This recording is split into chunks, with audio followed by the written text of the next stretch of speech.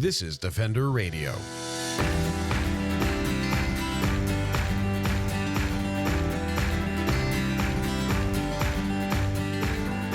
I'm Michael Howie, and this is Defender Radio, the podcast for wildlife advocates and animal lovers, brought to you by the Fur Bearers. Wolves are iconic, majestic, and absolutely essential apex predators. But what do Canadians across the country think about wolves? That was the primary question driving a survey developed by doctors Valli-Laurente, Fraser-Celin, and Stephanie Rutherford in conjunction with the Fur Bearers earlier this year. The final report, titled The Social Landscape of Wolves in Canada, a National Survey, revealed fascinating results, some of which were quite unexpected by us. To dive into the survey results, what we can learn from them, and how this information can impact advocacy, conservation, and protection for wolves in Canada, doctors Valli-Laurente, Fraser-Celin, and Stephanie Rutherford join Defender Radio. As the man said, let's begin at the beginning and talk about the survey of Canadians about wolves and perception of wolves. It was a very exciting survey to be a part of, I got to say, from the beginning through to seeing the results and the write-ups that were done. But to start, let's talk a bit about what the goal of doing this survey was, or the goals, I should say. And I'm not sure who wants to begin. I can't even point because you're on different locations on my screen. Valli, why don't we start with you? How would you describe the aim of the survey? What were we looking to learn? Well, as our conversations were happening with the fur bearers, we realized that there wasn't a national survey of perceptions of wolves in Canada. There are some, studies in regional areas and pockets of Canada, but we really don't know overall what Canadians think about wolves or how they feel about wolves, especially now in 2023, where, we are talking more about climate change and wildlife protection. And, wolves have always been a contentious species. They've always been very divisive in terms of different groups of people and how they feel about wolves. So we really wanted to understand how Canadians perceive wolves and also what they know about wolves as well. We have no idea what Canadians actually know about wolves and wolf behavior and whether or not they engage in any sort of livestock depredation, caribou hunting, all that stuff. So it was really important for us, I think, to capture kind of that social landscape, as we've been calling it, of what Canadians think about wolves. That was definitely an interesting thing to realize. I recall those conversations and wanting to understand how we can help and where are the gaps and everything. And then learning how little we know about what Canadians think of wolves was surprising. As you said, they're a very divisive or contentious animal at times, but they're also very iconic. And I mean, how many sweaters do you see in a week, depending on where you live, with a wolf on the back of it, or denim with a wolf on the back of it, again, depending on where you live, and the quality of said wolf on the back of said item of clothing. But nonetheless, it was surprising, I think, some of the results of the survey that ultimately came out. And I think there were sort of three main areas then, as per our infographics, that we ended up kind of looking at. Stephanie, do you want to speak a little bit to sort of what those distinct categories were? Well, I hope I have the same categories as you do. I do too. And I'm like, well, I mean, so in terms of, this question, there were a few of these key takeaways, right? So you correct me if I'm not talking about the same thing. There was, what are the overall feelings about wolves? Like, do people consider them to be iconic? Do people consider them to be an important member of our Canadian ecosystems? And the numbers around that I found surprisingly high. And this is because of the knowledge gap that Valli was talking about, right? There's all this research in the United States and in Europe that has measured attitudes toward wolves, and then we have this big blank slate in Canada. And so I was kind of predicting, and Valli was also, that the data that we got back would be similar to the American or the European case. And it wasn't. like just seemed way higher than we could have predicted, right? And so I think that was a huge surprise. In terms of Valli, do you want to talk about the next infographic? The livestock depredation. Yeah, that was interesting as well. The livestock depredation. So, we were, I think, anticipating that, most people would think that wolves were a threat to livestock. Although, we really don't know at the end of the day how many livestock are being predated on by wolves. So that's another really interesting finding that we found in Canada. I mean, we have some stats from the States that, can give us maybe an idea, but obviously we know that our agricultural landscape is very different than the US. But, in the US, it's a very, very, very small number of cattle population are killed by wolves compared to, cattle dying from ill health or weather or anything else. And that's something that, we thought people would have a very strong opinion about. And, they do think that this is occurring, regardless of their attitudes towards wolves. So I think that's something that we could really focus on, in future studies, is really trying to understand how much livestock is actually being predated on by wolves.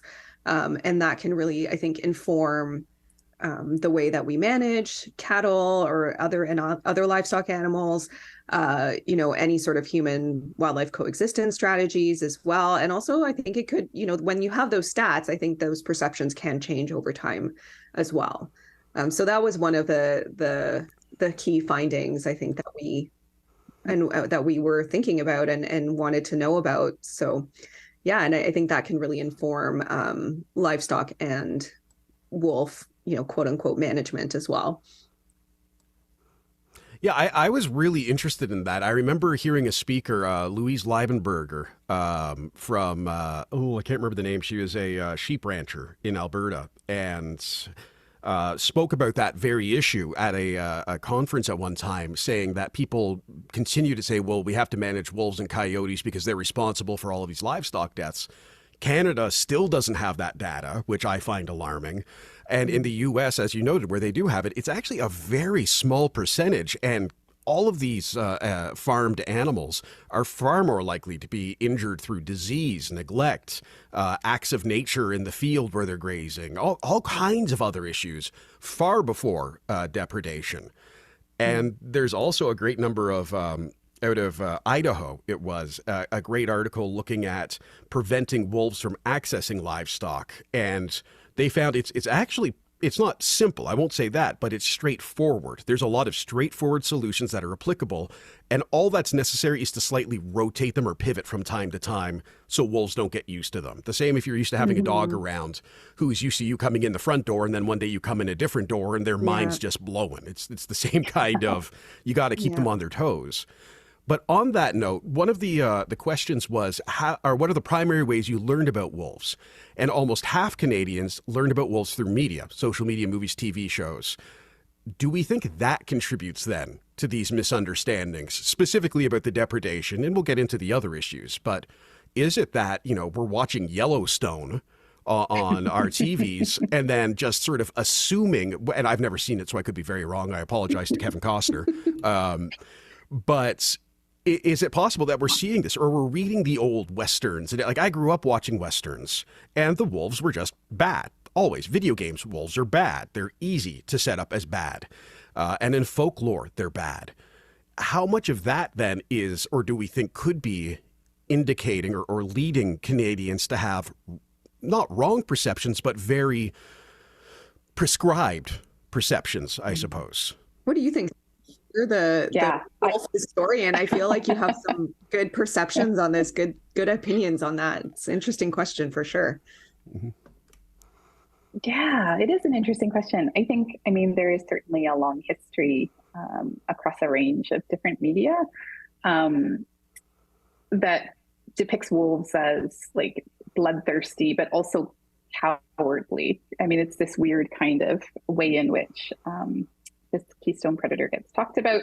And so in my own work, I looked at all of these stories that had been written in the early 1900s about wolves, and all of them were sort of along those lines, like wolves were always evil and people were always good, and the story gets resolved when people kill wolves. I think those media depictions have changed and maybe become slightly more complex, but I think even in kind of like newspaper reporting and factual media reporting, often like wolf predation is sensationalized, right?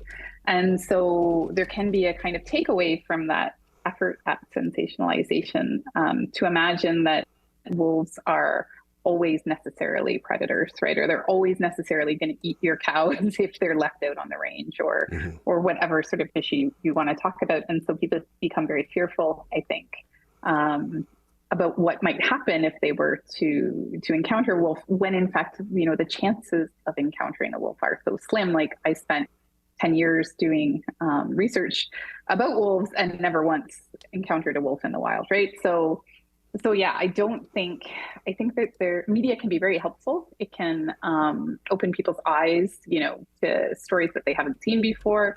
And it can help people to connect to all sorts of fur bearers, not just wolves. But there's also a flip side to that. The way in which the narrative is often either sensational or polarizing, I think can lead people to think less complex thoughts about the animals we share space with. That's a really interesting way of putting it, less complex thoughts, because it's very hard to tell someone they're wrong. Or it's, you know, you want to say, hey, you're dumb, you don't know what you're talking about in the social media age. But I like the way you put it as they're having less complex thoughts about wolves, because it's not that they are intentionally doing something, but it is allowing the knowledge to get stopped or capped at a certain point and going, okay, that's what they are, put it in its category off to the side. And I think that's true of so many things in our world right now, where we almost sort of choose to go, well, that's all I need to know, the end. And as you're saying, I think too, Wolf Walkers, which I hope you've seen, the animated. Yeah, I interviewed the creator of it, and it is a remarkably beautiful story that tells the story of wolves in that complex way, that shows them as these really deep personalities with different needs and wants and social structures. And how important it is then to have that, because again, I look at dogs playing and think, I mean, that's how I got into this work, was reading about coyotes and using what I knew about dog behavior at the time and thinking, that doesn't make sense, what they're saying. And then starting to ask the questions that led me to here. But yeah, it's a really interesting, that's going to keep me up tonight. Way to go. I think that social media just doesn't also allow specifically for, you know, complex nuances as well, especially if you're thinking about, you know, this push toward, you know, the reels and, you know, you have to get a hook within 5 seconds or people's, you know, minds wander.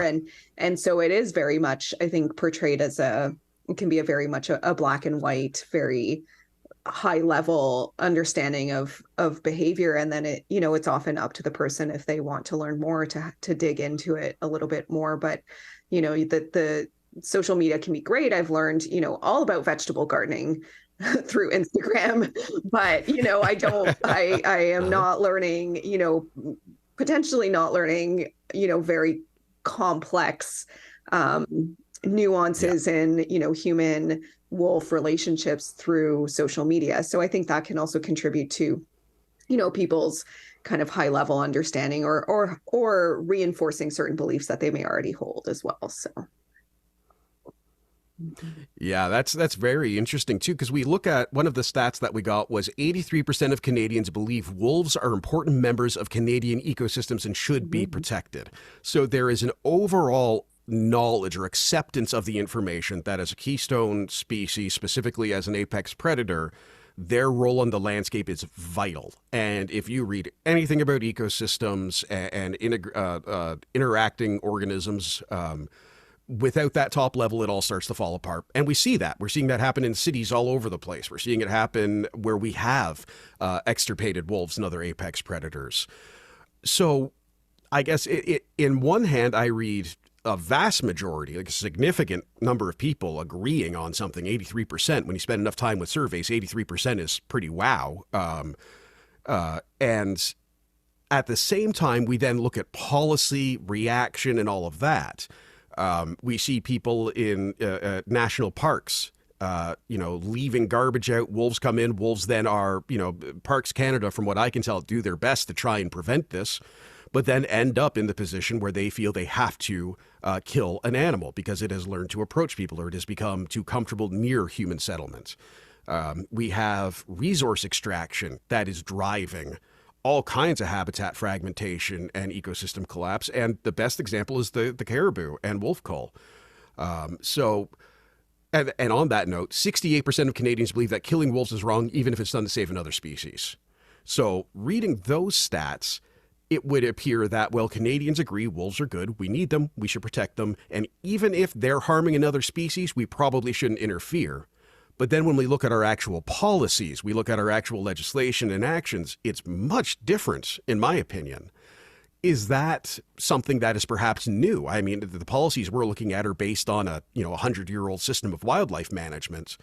And we're now talking to people who have access to literally all of the information in the world.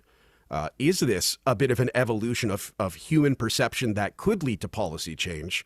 Or am I being a real wishful thinker in reading those numbers?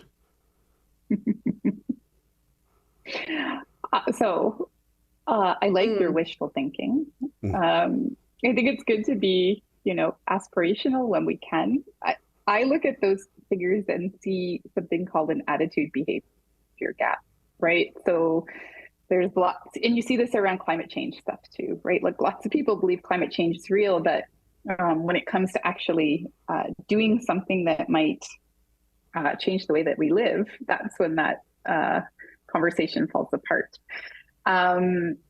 So I would say in a sort of, the thing that I was excited about was to see those numbers. And I think that means that there is a different time for wolves in Canada. I think fundamentally a different time. If people are largely have positive attitudes towards them, they think they're important ecosystem members, like these are important things. But then the question becomes, how do you translate that to policy when, and I know Valli, we talked about this a little bit when we were analyzing the survey results. It was kind of like, this is a mismatch. So I'm sure you have things to say about this. But moving people from having these attitudes to actual shifts in policy, I think is a much harder thing to achieve. And in some cases, it's an expensive thing to achieve, right? So if we are gonna protect wolves and they require lots of landscape to be protected, right, so that they can thrive, then we have to make different kinds of decisions around, natural resource extraction, right? And those are not politically palatable policies most of the time. Particularly in Canada. Exactly. Yeah, and I mean, I think it's also that, people may feel this way. They're like, yeah, of course I don't want one animal to be killed in order to save another animal, but often it ends at that because they don't particularly know where to go next or how to advocate, next. And I think that's where the role of the fur bearers is really important, because you can have those very actionable, practical steps that can move attitude, into behavior and create change as we're moving forward, because these numbers are really I'm not surprised that you feel hopeful, because they are really strong numbers to consider that we have really changed the social landscape of wolves over the last even decade, 20 years, right? Multiple years at that. So I think, having those very actionable steps that folks can take because they feel this way, what can they do next is going to be, I think, the crux of where we can really push policy forward. It's a great point, and it leads into another. Again, the survey is full of so many interesting, not contradictions, but not necessarily things that match well, I think. So we had 77% of Canadians agree wolves are an iconic species. And we've talked 68% of people don't want to see them killed. 83% of people think they need to be protected and they're important members of the ecosystem. Then we ask, I would accept having wolves live. And we ask what proximity they'd be comfortable with. A quarter, 24%, would not accept wolves living any distance from their home. Half of Canadians, 48%, are comfortable with wolves living within 50 kilometers or 20 kilometers, 26 and 22% respectively. And fewer than 1 in 5 Canadians, 16%, would accept having wolves living within 5 kilometers of their home. So despite this knowledge and despite this want to see them protected, there is still, my analysis, and this, I mean, there's a big guess here, but there's still a lot of fear as well, a lot of discomfort as well surrounding the presence of wolves. And at the same time on that, most Canadians have never actually experienced a wolf. So have you ever seen or heard a wolf in the wild? 1 in 5 Canadians have never seen or heard a wolf. 33% have seen or heard a wolf in a zoo or sanctuary. And more than a quarter have seen or heard a wolf in a wilderness area, sorry. And then 21% have seen or heard a wolf in a provincial or national park, and 12% near their home. 19% are not sure if what they heard was a wolf, coyote, or a dog, which would be me pretty much every time. Because I have heard all of those animals make such remarkable sounds over the years that I wouldn't trust my guess. Nonetheless, it's another disparity between we want to see them protected. I have not actually experienced them, but I would not be okay with them living near me. How do we get to that really interesting collection of statements? Do you want to go first, Kelly? Well, I think this is where my philosophies and thoughts around quantitative surveys versus qualitative surveys, I think we can really get more to the nitty gritty within qualitative surveys where you can ask these types of questions, right? So, do people really understand what 50 kilometers looks like in terms of having wolves live within 50 kilometers of their home? It's definitely an interesting question to ask. And I think it gives us a lot of food for thought in terms of, what the next steps are in trying to kind of tease apart these survey questions where we have seen some contradictions. And I think it'd be really interesting to have more conversations with people around, their tolerance levels, because it is very, interesting to think about tolerance in a conceptual way, but what happens when you actually put that on the ground, right? And have that happening on the ground, there might be a very, very different answer to those questions at that point. But yeah, I think it does really give us a lot of interesting data for kind of a follow-up questions and follow-ups, research that we could be doing on Canadian perceptions of wolves and moving toward what does tolerance actually mean. Yeah. I love that answer. And I would just add to that I think, to me, it really speaks to the distinction between the idea of a wolf and actual wolves. And I think people like the idea of a wolf, right? Like, Michael, you opened our conversation by talking about people who, have the wolf shirt and lots of people have wolf tattoos. Yep. And like, people feel a real affinity for this animal for a whole variety of reasons, right? There's a lot of kind of cultural attachments to wolves as mavericks or, whatever it is, right? People have invested wolves with all sorts of meanings, none of which have to do with actual wolves, right? So the actuality of having a wolf live, 25 kilometers from your home is a different kind of question. It's like, what are you willing to tolerate? How much space are you willing to share? And so I think that brings the idea of the wolf down, like Valli was saying, down to the ground, right? And that asks, so what are you willing to risk, right? Because sharing landscape with predators is inevitably about loss, right? There will be we have to figure out how to mitigate loss, and we have to be willing to accept a certain degree of loss. And that's where I think things get hard for people, right? So they might love wolves in a sort of theoretical way, but in a very practical sharing of space way, I think that's where lots of work needs to be done. Yeah, and I think that also leads into another interesting one. This survey, everyone, you can read it at thefurbears.com. Links are in the show notes. It's a very interesting survey. We've got great infographics and everything. And Research Co. Mario Canseco did a great job with us. One of the other questions was, in which of the following circumstances would encourage you to advocate for the protection of wolves in Canada? And 42% said decreasing wolf populations, 41% learning more about the ecosystem benefits that wolves provide, and also 41% learning that a wolf has been killed illegally, and 33% seeing a news report about wolf habitats being threatened. Whereas hearing about a wolf suffering in the wild was 30%, learning that there is a wolf hunt in their area, 25%, and knowing that their provincial governments kills wolves to protect other species, 21%, seeing or hearing a wolf near their property, 17%, and learning that a wolf has been killed legally, 15%. So it again speaks, I think, to that, what do you feel, and at what point are you actually going to do something or take action? And it does then lead to, I mean, this is a personal thing for me, but seeing the decreasing wolf populations as the number one driver, to me, speaks a bit to a misunderstanding of population dynamics and cause and effect and everything within an ecosystem. But I'm curious for how the two of you then interpret, again, that's another one of those disparaging difference between, I want them to be protected, but what work am I willing to do, and at which point am I willing to do it, is a good step away from that. Yeah. So yeah, it relates also to who do Canadians think should be managing wolves, right?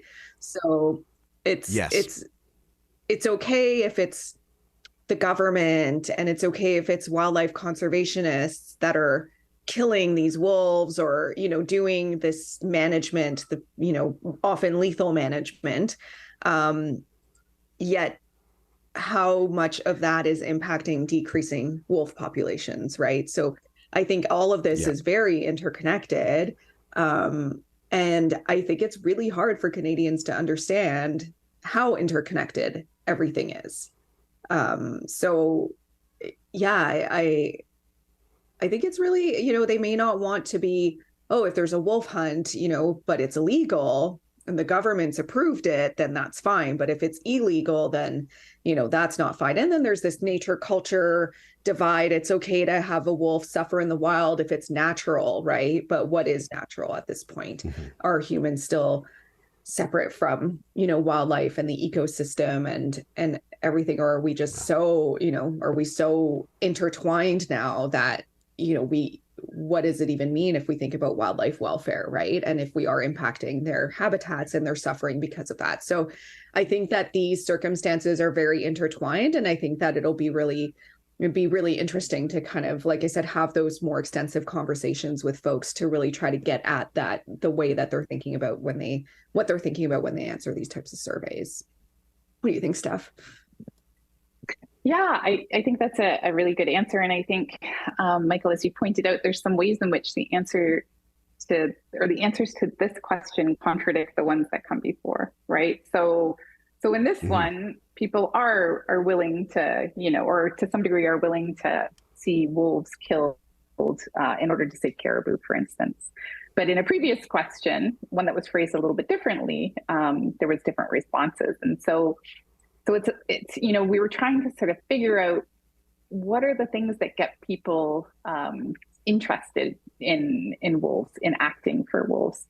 And I'm not sure we really got the answer there. I do think that some of the answers have to relate to how they're learning about wolves to begin with, right? So this question, or this answer of, if I saw a news report about wolf habitat being threatened, that would motivate me to action. Maybe that's a thing that we need to focus on, right? If the majority of folks are getting their information about wolves from social media and news media, then maybe amplifying, the fact that wolves are having their habitats threatened is the way to go. And so I think there's some ways in which the answers to this question might point us to good advocacy strategies to be able to reach people in ways that so that their answers might not be so contradictory the next time around. I do think that there is, and Valli and I have talked about this a little bit too, and it's across the literature in sort of the human dimensions of wildlife conflict and wolf conflict specifically. There is this, like, there are attitudes and then there are behaviors, and attitudes are not a proxy for behaviors, right? So, measuring attitudes is great. And that's a lot of what we did in this survey, but getting to the actual behavior piece, I think, would be the next part of this work, because we want to know what, I can say lots of things, right? I can have generally positive feelings towards all manner of things, as long as I don't think it's going to impact my life. But once it does impact my life, then I might have very different behaviors than the attitudes I'm espousing. And so getting to that question of behavior and behavioral intention, I think, is the next part of this work, and might make those results a little clearer. That's great. One of the things that came up, and I'm trying to find it and now I can't, of course, was in talking about who supports wolves or who has a positive attitude of wolves. Really surprising stat, which of course I can't find on my computer at this exact moment. But effectively, people who live in rural areas, people who work in agriculture and in resources, have a higher or a more positive attitude about wolves than people living in urban areas, which is the complete flip of what we are told is true by media, that urbanites are tree huggers who don't know any better, and country folk know the real world and what has to get done. But based on that response, it's actually swapped in this case. Is there any indication as to why that is, or guesses at this point? Yeah, we talked about this a lot, because it is a big surprise. And like lots of the studies that come out of the US and Europe as well point to an opposite conclusion, right? The thing that you're saying, like, urban people love wolves because they'll never actually have to interact with them. Or if they do, it will be an intentional engagement, right? Like they will have to go out and actively seek an interaction with a wolf, whereas rural people have to deal with them all the time, and that kind of proximity leads to a decrease in tolerance. And here we're finding something different. And what I wondered, and we talked a little bit about this, is there's a different history in Canada that we need to pay attention to with relation to wolves. Lots of these studies in other places are taking place in the context of reintroduction or a rebounding population in the context of socio-ecological change. And in Canada, wolves have just been here, right? Like we certainly, it was government provincial policy to eliminate them, but that was largely unsuccessful. And we've had stable populations of wolves for quite some time. And so I wondered if there was a kind of degree of familiarity with wolves that breeds tolerance. And I think that needs more work, because that's definitely not something that I was like, what? When this I couldn't believe it. And it was really exciting for me, right? Because I was like, so first of all, it kind of dispels this like common wisdom that we have, I think in really positive ways. And also I was like, then we have somewhere to go, right? Like if wolf depredation is problematic and rural people still like them, then we can do something with that, right? We can figure out ways to make depredation less frequent, or ways to compensate for livestock loss, all of those sorts, which some provinces have. But that's a positive direction, I think. So for me, it was pretty exciting to see. I don't know, Valli, I'm sure you have comments too. Yeah, I think I agree. And, we definitely, kind of toss this around a lot, and we're like, what does this mean? But yeah, I do think that, folks who live in rural and remote communities are probably more likely to encounter wolves or know more about wolves because they do live in a closer proximity than obviously, suburban residents or urban residents who, may have more of a positive like association towards wolves in a very, like we were saying, theoretical way rather than a kind of on the ground way. But or may just not really care about wolves, to that extent as well. But but yeah, I think that, people who live in rural and remote communities, probably have experiences or know people who have had experiences with wolves that may not be negative, may not be as bad as what we think they are experiencing. So, Yeah. I do think that probably our hypothesis, I guess, it might be right, but it's definitely something to dig further into, because it's a super interesting finding, and it definitely contradicts a lot of what's out there, and a lot of what we initially kind of went into the survey thinking as well. So yeah, so it was Yeah. really surprising and interesting for us, for sure.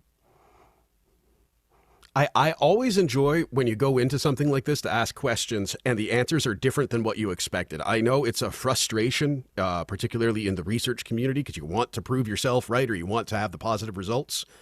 I'm not speaking to you. It's a general, it's the royal you. Is that a thing? It's a thing now. And when the information comes in that's different, though, I think that's very exciting, because, as you said, it creates new questions. It creates new opportunity that wasn't there before. And that is thrilling, really. It's oh, wow, that's something we can work with. And just for reference, Valley found the stat I was talking about. It was rural and remote community members and urban dwellers in Canada seem to have predominantly positive views, 74% and 71% respectively. Suburban residents seem to have the least positive views towards wolves at 64%. So it's not a significantly weighted difference, but it is notable, as we said, I think, based on general perceptions that we all had prior to this survey. And reflective of what we see in media and so on. And the suburban folks interest me because they're kind of in this like weird space, right? Like a lot of these suburban areas they're obviously kind of on the outskirts of the cities, are often surrounded by fields, in their, kind of pockets. And to me, I'm wondering if they don't have as many positive attitudes toward wolves because, maybe because of coyotes. And that might be, they might just be kind of lumping coyotes and wolves in the same space or in the same kind of thought bubble, because we know that coyotes are, attacking children in suburban areas. There's been a huge influx of this happening. I think, because these areas are encroaching obviously on their territories, or these suburban communities are encroaching. Coyotes are a lot more adaptable to suburban and urban areas. So it could be that suburban residents just seem to, they might just be kind of lumping in wolves and coyotes together. And that's something that we would be really interested in exploring as well, is that difference between, wolves and coyotes. I also think in the suburbs, you're often dealing with a mix of people, in that the experience can be so varied. In an urban area like downtown Toronto, you're coming across raccoons, squirrels, and rats pretty much. The second you hit Mississauga, you're far more likely, for people who don't know, Mississauga is the next major city outside of Toronto to the west. And you, all of a sudden, there are these open areas, as you talked about, or former green space that's been redeveloped. And to the note of coyotes coming in interaction more with folks, a huge part of that, too, is the feeding and our practices and the way we're treating the environments. I go for walks in various natural areas around Hamilton, and the number of people I see trying to feed wildlife to connect because they think it's necessary, or they want the cute photo, or whatever reason it is. There is this desire to connect, and then an inability to manage the consequence of it, and maybe a lack of understanding ahead of time.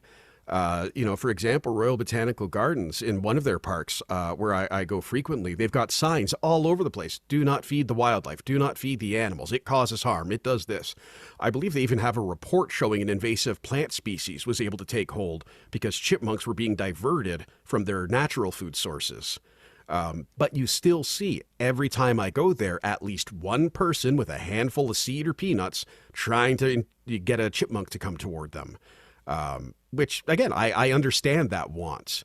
But when you start considering that's the experience maybe a lot of folks have in the suburbs, and when we read about the coyote issues or raccoon issues or whatever it is, we can almost always trace it back to human behavior as the start of it. So I'm very curious too, I think that's a great point of, are they associating wolves and coyotes, or even just canids as a whole? Again, I've lived with large black and tan dogs for many years. JJ passed away this spring, but going for walks with her in Hamilton, a very areas of it, very diverse city. And the number of times I had to stop because people were very clearly uncomfortable with her there. She was the sweetest dog of all time, and people who were terrified of dogs grew to love her because she was so gentle. But you come from a place outside of Canada where wild roaming dogs are an actual concern, or within North America, where dogs are used to attack marginalized people. There is a recorded history of this in North America and around the world. So even just that general cultural stuff, it's easy for me to sit here as a white kid from the suburbs and talk about my experience. But if you have a family member who was attacked by a dog in a position of authority, a police dog or a property guard dog or whatever, is that going to then influence the way you see coyotes and wolves and other large animals? It's a bit of a rabbit hole, I suppose, but that's why we do the surveys and we ask questions, is to try and learn that, as you said. And speaking of that, what are the sort of next steps? We've published the survey. It's out there. There's a great article in The Conversation. We're doing the podcast. It's been out in the media. Are there future steps, or are we now looking at how do we use this information to get people to be active? Yeah, so I'd say there's probably a few things happening. We're in the middle of writing an article for an academic audience, or an audience of academic and practitioners, wildlife management practitioners, that presents them with the results and highlights these, as you indicated, these really surprising findings, the findings that don't fit the norm in terms of the literature that we consulted to develop the survey. So that's one piece. And we're also, Valli and I, together with fur bearers, are developing a new project that tries to use some of this data to develop more finely grained surveys, right, around both wolves and coyotes. And that's like a 4-year project that we're embarking on. That would be additional surveys, that would be some GIS mapping to figure out the ways in which the positive feelings for wolves and coyotes are associated with the places where they can thrive, right? Because sometimes there is that mismatch, but also actually talking to people. And this is the qualitative data piece that Valli was highlighting. People have strong feelings about wild canids because there can be ways in which they unsettle certainty about our lives, right? If this place is mine, this backyard is mine, and all of a sudden there's a coyote in it, right? That can be an unsettling experience. I say this as a person who had an outdoor cat eaten by a coyote. So, I mean, it's, he was an outdoor cat, so it's one of those things that happens. But there can be an unsettling way in which that can shape behavior and attitudes, right? So we want to talk to people in a whole variety of case studies that have been pretty contentious around human wild canid conflict, and figure out ways that figure out where are the shared values in terms of moving forward with coexistence. So there's lots of exciting stuff, I think, coming after this really interesting survey that it was such a great privilege to be part of.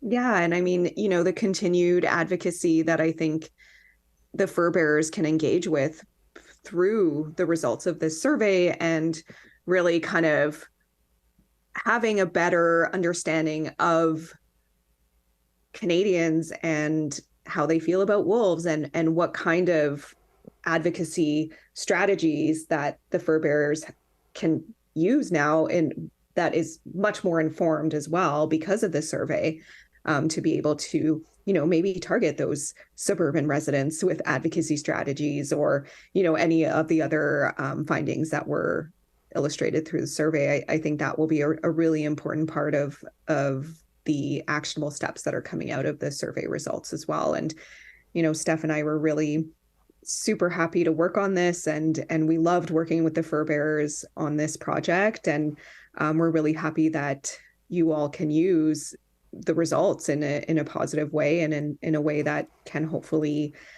promote better and stronger and more informed coexistence strategies. I had a great time chatting with Valli and Stephanie, and encourage folks to check out their websites, publications, and other work. Links to websites, book sales, and more are available in this week's show notes in your podcast player or at defenderradio.com. I'd also like to thank and acknowledge Mario Canseco at Research Co. for his work on the survey project. What do you think about wolves, and did the results of this survey change your views or impressions of other people's views? Let us know by commenting on social media for the Fur Bears or Defender Radio, or email me at defenderradio@gmail.com. Until next time, I'm Michael Howie for the Fur Bears and Defender Radio, reminding you to stay informed and stay strong.